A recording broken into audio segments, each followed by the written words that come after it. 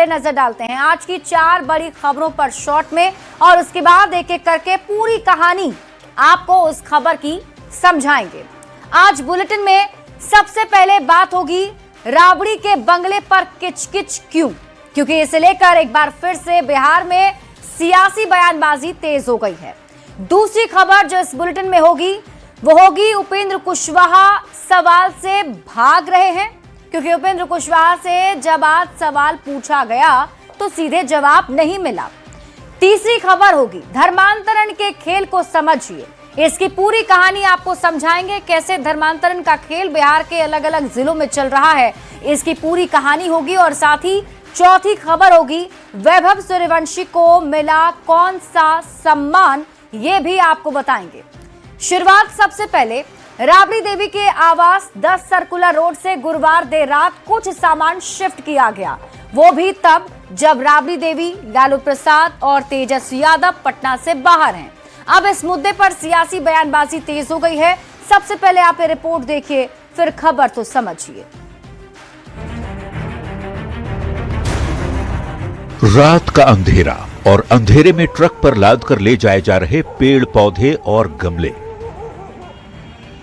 तस्वीरें पटना के 10 circular road बंगले के बाहर की हैं। राबड़ी देवी के 10 सर्कुलर रोड आवास को खाली करने की सूचना मिली है। 25 नवंबर 2025 को भवन निर्माण विभाग ने राबड़ी आवास को खाली करने का नोटिस भेजा था और ठीक 1 महीने बाद 25 दिसंबर की रात राबड़ी आवास से कुछ पेड़ पौधे और गमलों को लालू प्रसाद के गोला रोड के गौशाला में शिफ्ट किया गया। फिलहाल इस आवास में ना तो लालू यादव है, राबड़ी देवी और ना ही तेजस्वी यादव है। इसके बाद बिहार की सियासत में ये सवाल तैरने लगा कि क्या लालू परिवार 10 सर्कुलर रोड बंगला खाली कर रहा है। यही आरजेडी का असली चरित्र है। दिन में गुंडागर्दी की भाषा, रात में कानून का डर। अगर नियम सही थे तो अंधेरे की जरूरत क्यों पड़ी।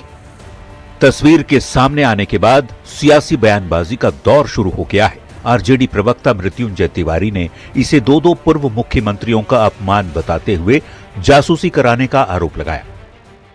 सरकार जासूसी करवा रही है श्रीमती राबड़ी देवी जी के आवास का, ये सब चलने वाला नहीं है। तो मंत्री अशोक चौधरी ने लालू प्रसाद और राबड़ी देवी को सहूलियत से मकान खाली करने की नसीहत दी। हमको लगता है कि मकान खाली करने में हर आदमी अपनी सहूलियत से करता है। बता दें 2006 से लालू परिवार 10 सर्कुलर रोड बंगले में रह रहा था। नई सरकार बनने के बाद विधान परिषद में नेता प्रतिपक्ष के नाते राबड़ी देवी को 39 हार्डिंग रोड आवंटित कर दिया गया और 10 सर्कुलर रोड खाली करने का नोटिस दे दिया गया। इसके बाद से ही सियासत तेज है। सवाल यही कि क्या लालू परिवार 10 सर्कुलर रोड बंगला खाली कर रहा है। न्यूज 18 के लिए पटना से शैलेंद्र कुमार और रवि एस नारायण के साथ ब्यूरो रिपोर्ट। और अब आप खबर तो समझिए। 25 दिसंबर 2025 की तारीख को एक ऐसी तस्वीर सामने आई जिसके बाद राबड़ी देवी के आवास से कुछ सामान शिफ्ट करने की चर्चा तेज हो गई। 10 सर्कुलर रोड से ट्रक पर कुछ सामान बाहर ले जाते हुए तस्वीरें देखने को मिली। जिसकी तस्वीर सामने आई तो कई सारी चर्चा शुरू हो गई। ऐसे में सवालों के जरिए आप खबर को समझिए। क्या लालू परिवार 10 सर्कुलर रोड खाली कर रहा है? दरअसल 25 नवंबर 2025 को भवन निर्माण विभाग ने राबड़ी देवी को 10 सर्कुलर रोड खाली करने का नोटिस भेजा था। उसके ठीक 1 महीने के बाद यानी कि 25 दिसंबर 2025 को राबड़ी आवास से कुछ सामान बाहर ले जाते हुए तस्वीरें सामने आई। अब आप खबर तो समझिए। 10 सर्कुलर रोड की चर्चा इतनी ज्यादा क्यों हो रही है, तो इसे समझने के लिए आपको ये समझना पड़ेगा कि 16 जनवरी 2006 से राबड़ी देवी का सरकारी पता ये 10 सर्कुलर रोड ही रहा है। 20 साल से लालू परिवार इसी आवास में रह रहा है। 20 साल बाद आवास को खाली करने का नोटिस दिया गया और इसी वजह से 10 सर्कुलर रोड बंगला ज्यादा चर्चा में आ गया है। अब आपके मन में सवाल उठ रहा होगा कि ऐसे में ये समझते हैं कि 10 सर्कुलर रोड खाली करने का नोटिस क्यों दिया गया। तो आपको बता दें कि पूर्व मुख्यमंत्री कोटे का बंगला है 10 सर्कुलर रोड। राबड़ी देवी अभी विधान परिषद में नेता प्रतिपक्ष हैं। नेता प्रतिपक्ष के नाते 39 हार्डिंग रोड उन्हें आवंटित किया गया है। मंगलवार को बिहार के भवन निर्माण विभाग ने मंत्रियों के साथ साथ बिहार विधान परिषद राबड़ी देवी के लिए भी नए आवास का आवंटन किया है। भवन निर्माण विभाग की तरफ से औपचारिक पत्र जारी भी किया गया और इस पत्र में स्पष्ट रूप से लिखा गया है कि चूंकि राबड़ी देवी अब बिहार विधान परिषद में नेता प्रतिपक्ष के पद पर हैं, इसलिए उन्हें नेता प्रतिपक्ष के कोटे से हार्डिंग रोड का ये नया बंगला आवंटित किया जा रहा है। अब आप ये समझिए कि सरकारी आवास किस आधार पर आवंटित होते हैं। 10 सर्कुलर रोड बंगला पूर्व मुख्यमंत्री कोटे का है और नियमों के अनुसार जब कोई नेता पूर्व मुख्यमंत्री के पद से हटकर किसी अन्य संवैधानिक पद पर चला जाता है तो उसे उसी पद के अनुसार नया आवास आवंटित किया जाता है और जो पुराना बंगला है उसे खाली करना होता है। तो यही वजह है कि अभी ये बंगला चर्चा में बना हुआ है। बढ़ते हैं आगे और बात अगली खबर की। राष्ट्रीय लोक मोर्चा के अध्यक्ष उपेंद्र कुशवाहा अपनी पार्टी के 3 विधायकों की नाराजगी से जुड़े सवाल को टालते थे। बार बार सवाल दोहराए जाने के बाद भी उपेंद्र कुशवाहा ने पार्टी में नाराजगी की खबरों को ना तो सही बताया ना ही इसका खंडन किया है। सबसे पहले आपको रिपोर्ट दिखाते हैं, फिर खबर समझेंगे।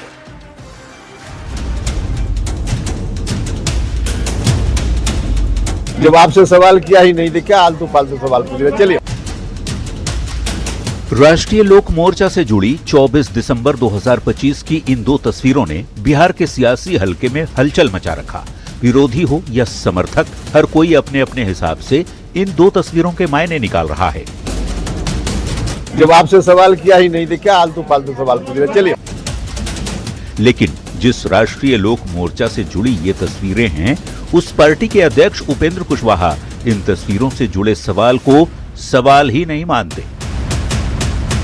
क्या है? लिट्टी पार्टी की चर्चा है कि आपके विधायक नहीं आए, खाली हो जाता है। कह तो रहे हैं कि आप लोगों के पास कोई सवाल ही नहीं है। सवाल कोई हो तो कीजिए ना भाई, कोई सवाल है ही नहीं तो क्या सवाल कर रहे हैं। राष्ट्रीय लोक मोर्चा के 4 विधायक हैं। इनमें से पार्टी प्रमुख उपेंद्र कुशवाहा की पत्नी स्नेहलता कुशवाहा को छोड़कर बाकी 3 विधायक बुधवार को बीजेपी कार्यकारी राष्ट्रीय अध्यक्ष नितिन नवीन से मिलते हैं, लेकिन उसी दिन पार्टी प्रमुख उपेंद्र कुशवाहा की ओर से दिए गए लिट्टी पार्टी में नहीं पहुंचते। इसके बाद बिहार की सियासत में खबर फैल जाती है कि कुशवाहा के विधायक उनसे नाराज हैं। इसको लेकर आरएलएम अध्यक्ष उपेंद्र कुशवाहा से सवाल होता है, लेकिन बार बार सवाल दोहराए जाने के बावजूद कुशवाहा ने न तो पार्टी में नाराजगी की खबरों को सही बताया और न ही खंडन किया। अरे भैया, हम कह रहे कि कोई सवाल ही नहीं आप लोगों के पास है। कोई सवाल हो तो उसका जवाब दिया जाए। कोई सवाल है ही नहीं तो क्या जवाब इसका दें।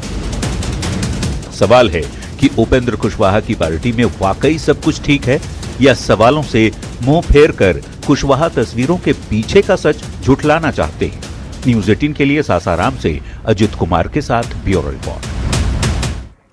और अब आप खबर तो समझिए, क्या सवालों से भाग रहे हैं उपेंद्र कुशवाहा? ये सवाल इसलिए क्योंकि कुशवाहा पर सवाल से भागने का आरोप लग रहा है। अब आपके मन में भी ये सवाल उठ रहा होगा कि आखिर उपेंद्र कुशवाहा पर सवाल से भागने का आरोप क्यों लग रहा है, तो इसे भी समझिए। देखिए, पत्रकारों ने उपेंद्र कुशवाहा से उनकी पार्टी के विधायकों से जुड़े कई सवाल किए, लेकिन उपेंद्र कुशवाहा ने उनका सीधा जवाब नहीं दिया। सवाल उनसे पूछा गया कि आपके विधायक को लेकर सवाल आ रहा है, तो उन्होंने जवाब दिया कि आपका सवाल क्या है, क्या आलतू फालतू सवाल पूछ रहे हैं। फिर उनसे पूछा गया कि लिट्टी पार्टी की चर्चा है सर, तो उपेंद्र कुशवाहा ने जवाब दिया कि आपके पास कोई सवाल ही नहीं है। फिर उनसे सवाल हुआ कि लिट्टी पार्टी में आपके विधायक जो थे वो नहीं आए। अब इस पर उपेंद्र कुशवाहा ने फिर से कहा कि ये कोई सवाल ही नहीं है। तब रिपोर्टर ने कहा कि कहिए तो लिट्टी पार्टी पर नहीं पूछेंगे।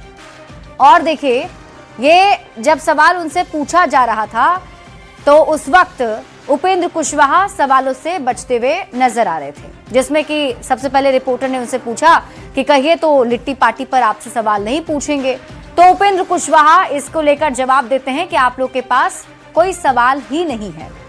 तो ऐसे में सवालों से बचते बचते उपेंद्र कुशवाहा निकल तो गए, लेकिन पार्टी में खटपट के सवालों को टालते रहे उपेंद्र कुशवाहा। लेकिन अभी भी ये सवाल बना हुआ है कि नाराजगी खबर को उन्होंने ना तो सही बताया और ना ही इसका खंडन किया। जब उनसे सवाल पूछे गए कि क्या आपके पार्टी के विधायक नाराज हैं, तो ना तो उन्होंने इस पर कोई टिप्पणी की, ना ही उन्होंने इसे सही बताया और ना इसका खंडन किया। अब आप समझिए कि कुशवाहा की पार्टी में खटपट की बात ही आखिर क्यों हो रही है। तो ये सवाल इसलिए उठ रहा है क्योंकि 24 दिसंबर यानी कि इसी बुधवार को आरएलएम के जो 3 विधायक हैं वो बीजेपी के राष्ट्रीय कार्यकारी अध्यक्ष नितिन नवीन से मुलाकात करने पहुंचते हैं, जबकि उसी दिन यानी कि बुधवार के दिन ही पार्टी के जो अध्यक्ष हैं उपेंद्र कुशवाहा, उन्होंने लिट्टी पार्टी दी थी। लेकिन उपेंद्र कुशवाहा की जो लिट्टी पार्टी थी उसमें ये तीनों विधायक नहीं पहुंचे। ये तीनों विधायक कहां गए? नितिन नवीन से मुलाकात करने के लिए। अब उपेंद्र कुशवाहा की पार्टी आरएलएम में कौन कौन से विधायक हैं आप ये भी जान लीजिए। तो उपेंद्र कुशवाहा की पार्टी में 4 विधायक इस बार जीत कर आए हैं। इसमें से 3 विधायक हैं माधव आनंद, आलोक सिंह और रामेश्वर महतो, जो कि हमेशा एक साथ दिखते हैं, जबकि उपेंद्र कुशवाहा की जो पत्नी है और पार्टी की चौथी विधायक स्नेहलता कुशवाहा हैं वो अलग अलग दिखती हैं। 3 विधायकों ने विधानसभा अध्यक्ष प्रेम कुमार से भी मुलाकात की थी और उस समय इन तीनों के साथ चौथी विधायक स्नेहलता कुशवाहा नहीं थी। उसके बाद फिर बुधवार को बीजेपी के कार्यकारी राष्ट्रीय अध्यक्ष नितिन नवीन से भी आरएलएम के ये तीनों विधायक मिले थे और इस समय भी स्नेहलता कुशवाहा उनके साथ मौजूद नहीं थी। यही नहीं, आरएलएम विधायक रामेश्वर महतो ने कुछ दिनों पहले सोशल मीडिया पर एक लंबा चौड़ा पोस्ट भी किया था। किसी का जिक्र नहीं किया था, नाम नहीं लिया था, लेकिन उस पोस्ट में इशारों में हमला जरूर किया गया था। अब आप खबर तो समझिए, कुशवाहा के विधायकों की नाराजगी की बात आखिर क्यों कही जा रही है। जिस सवाल को टालते दिखे उपेंद्र कुशवाहा, तो आपको बता दें कि उपेंद्र कुशवाहा की जो पत्नी है स्नेहलता कुशवाहा सासाराम से विधायक हैं। उपेंद्र कुशवाहा ने विधायकों की बजाय अपने बेटे को बिहार सरकार में मंत्री बना दिया, जो किसी भी सदन का सदस्य नहीं है, यानी किसी भी सदन का सदस्य ना होते हुए भी अपने बेटे को उन्होंने मंत्री बनवा दिया। अब बेटे को मंत्री बनाने से जो बाकी के पार्टी के विधायक हैं वो नाराज हो सकते हैं। पार्टी नेताओं से ज्यादा परिवार को तरजीह देने से भी इन लोगों में नाराजगी हो सकती है और यही आवाज उठ रहे हैं। बढ़ते हैं आगे और बात अगली खबर की। औरंगाबाद में धर्मांतरण के बड़े धंधे का पर्दाफाश हुआ है और आप भी इन तस्वीरों को देखेंगे तो चौंक जाएंगे। कैसे महिलाओं का ब्रेन वॉश करके उन्हें धर्म परिवर्तन कराने की साजिश हो रही है, ये रिपोर्ट देखिए, फिर खबर तो समझिए। और आप देख लीजिए, आज एक मिनट शांत रहिए आप। यहाँ पे देख लीजिए विधिवत प्रोग्राम है और यहाँ पे जितने भी हैं हमारे बंद करो जी, कौन है? बंद करो बंद करो।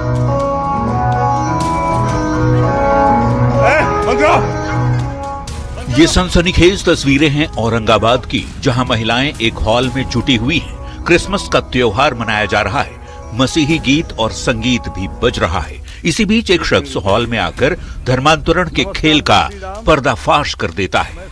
वो शख्स कोई और नहीं, खैरा बिंद पंचायत का मुखिया है। मुखिया महिलाओं को वहां से चले जाने की हिदायत दे रहा है। मुखिया ये कह रहा है कि उनके पंचायत में कोई भी ईसाई धर्म का अनुयायी नहीं रहता, ऐसे में वो धर्म परिवर्तन का खेल नहीं चलने देगा।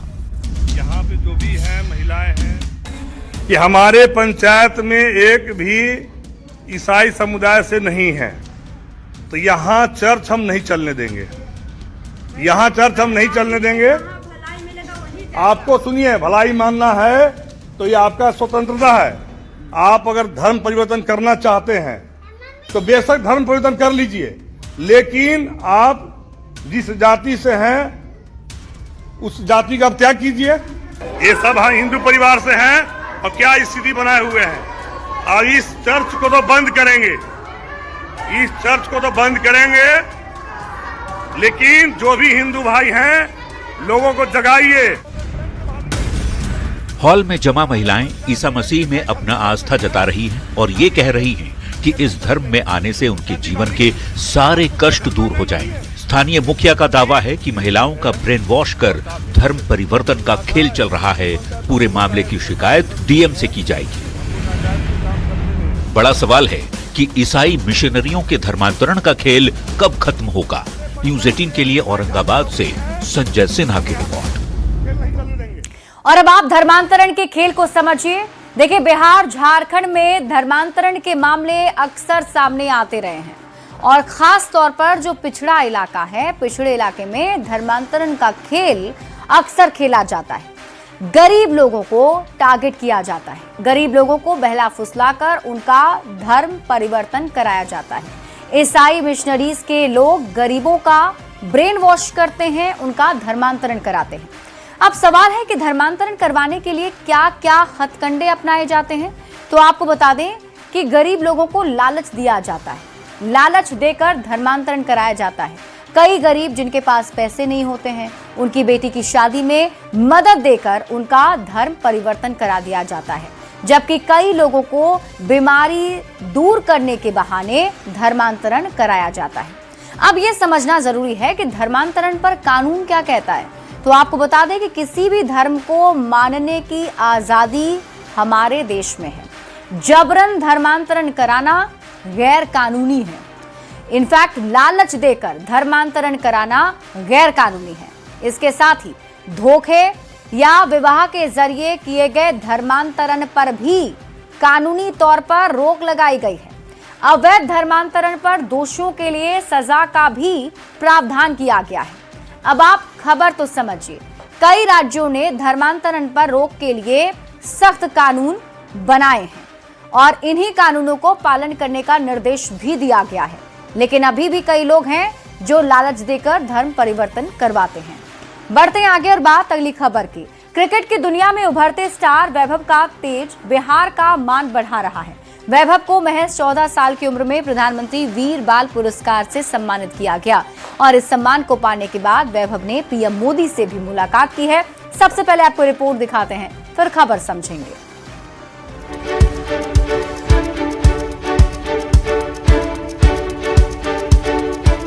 वैभव सूर्यवंशी नाम तो सुना ही होगा। ये नाम आज पूरे देश में गर्व से लिया जा रहा है।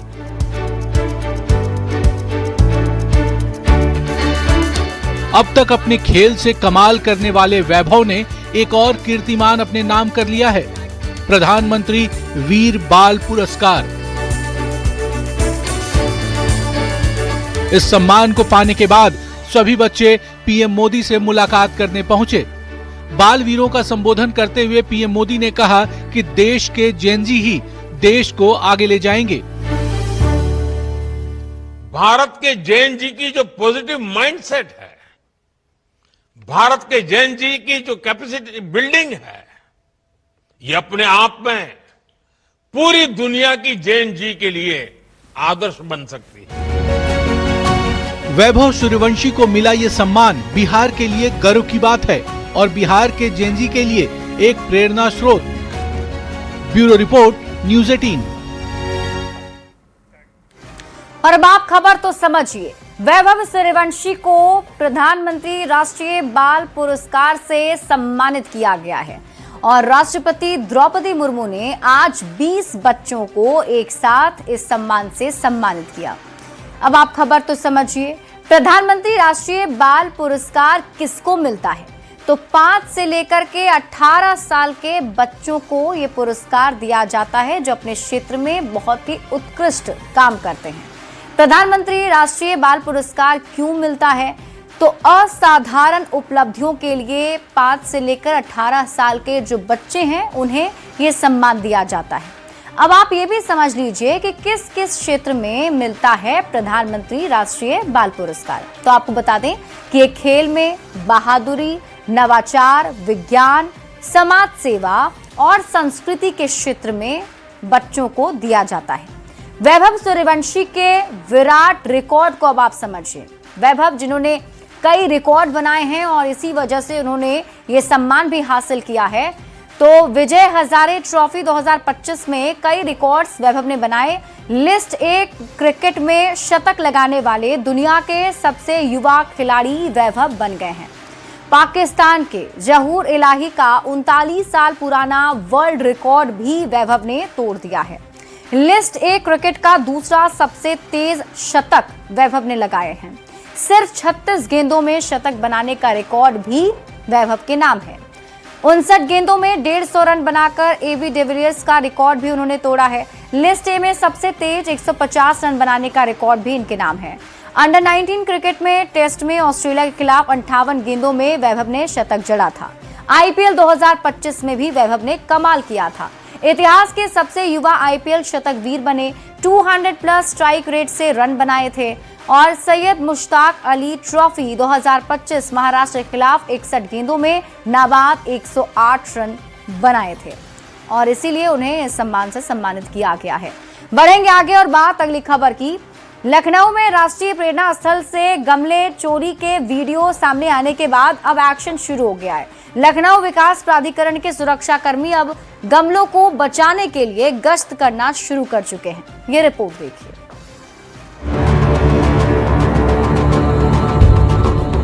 ये तस्वीर देखिए। तस्वीरें तहजीब की नगरी लखनऊ की हैं। कोई स्कूटर से गमले ले जा रहा है तो कोई कार से गमला चुरा कर ले जा रहा है। लखनऊ में गमले की ऐसी लूट मची, ना कोई बड़ा दिखा ना छोटा, ना कोई धर्म दिखा ना जात। जिसको मौका मिला वही गमला लूटकर भाग निकला। अब पूरी कहानी जान लीजिए। गुरुवार को प्रधानमंत्री नरेंद्र मोदी ने राष्ट्र प्रेरणा स्थल का उद्घाटन किया। इस मौके पर प्रेरणा स्थल और उसके आसपास के इलाकों को फूलों से सजाया गया। प्रधानमंत्री के जाने के कुछ घंटे बाद ही लोगों ने सजावट में लगे गमलों की चोरी कर ली। चोरी करनी गमले, मोदी जी गए गमला चुराना शुरू कर दिया। ये देखिए सारे गमले लेके जाए। ये देखिए लूट मची हुई है, लूट। बहुत बढ़िया भाई, बहुत बढ़िया। न्यूज 18 के कैमरे में भी लोग स्कूटर और कार से गमले चोरी करते दिखाई दिए। जो सौंदर्यता के लिए यहाँ पर फूल लगाए गए थे उनकी बड़े स्तर पर चोरी की जा रही है। आप देख सकते हैं कि तमाम ऐसे लोग हैं जो अभी भी फूल चोरी करते हुए नजर आ रहे हैं। लखनऊ में राष्ट्रीय प्रेरणा स्थल से गमले चोरी का वीडियो सामने आने के बाद एक्शन शुरू हो गया है। लखनऊ विकास प्राधिकरण के सुरक्षा कर्मी अब गमलों को बचाने के लिए गश्त करना शुरू कर दिया है। लखनऊ में एलडीए के कर्मचारी शहर के लोगों से अपील कर रहे हैं कि वो गमले चोरी करके तहजीब के शहर को शर्मसार ना करें। Bureau report, news 18।